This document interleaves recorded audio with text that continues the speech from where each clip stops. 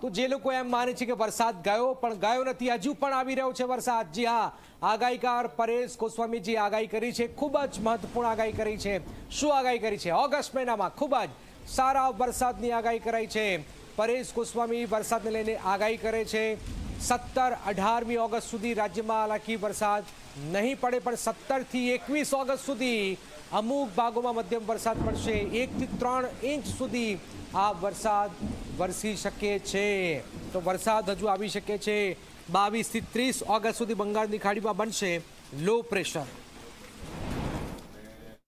આવનારા દિવસમાં એટલે કે ઓગસ્ટ મહિના દરમિયાન રાજ્યની અંદર ખૂબ સારા વરસાદો પડવાના છે, પણ હાલ અરબી સમુદ્ર અને બંગાળની ખાડી છે એ સંપૂર્ણપણે નિષ્ક્રિય જોવા મળી રહ્યા છે અને ગુજરાત ઉપર કોઈ પ્રકારે વરસાદી સિસ્ટમ સક્રિય નથી, એટલે હાલમાં ગુજરાતની અંદર કોઈ મોટો વરસાદ પડે તેવી શક્યતાઓ નથી। આજની તારીખની વાત કરવા જઈએ તો આજે તારીખ છે 13 ઓગસ્ટ અને અત્યારે જે પ્રકારે જોવા જઈએ તો 850 એચપી લેવલે એક ભેજ છે અને આ ભેજને કારણે છૂટાછવાયા કોઈ જગ્યાએ હળવા સામાન્ય છાટાછૂટી કે ઝાપટા પડે એ અપવાદ રહેશે, બાકી હમણાં કોઈ મોટા વરસાદની શક્યતાઓ નથી। અને બંગાળની ખાડીનો અરબી સમુદ્ર જે પ્રકારે નિષ્ક્રિય છે એ પ્રકારે જોતા એવું લાગે છે કે 17-18 ઓગસ્ટ સુધી રાજ્યમાં કોઈ સારા વરસાદો પડવાના નથી અને 17-18 ઓગસ્ટ આસપાસ અરબી સમુદ્રની અંદર એક કરંટ આવશે, એક વરસાદી સિસ્ટમ બનવાનું ચાલુ થશે, એટલે 17-18 ઓગસ્ટથી લઈ અને 21 તારીખનું સેશન હશે એમાં અમુક વિસ્તારોની અંદર સામાન્યથી મધ્યમ વરસાદ પડી શકે। 17 થી 21 ઓગસ્ટનું જે સેશન હશે એમાં સાર્વત્રિક વરસાદ નહીં હોય,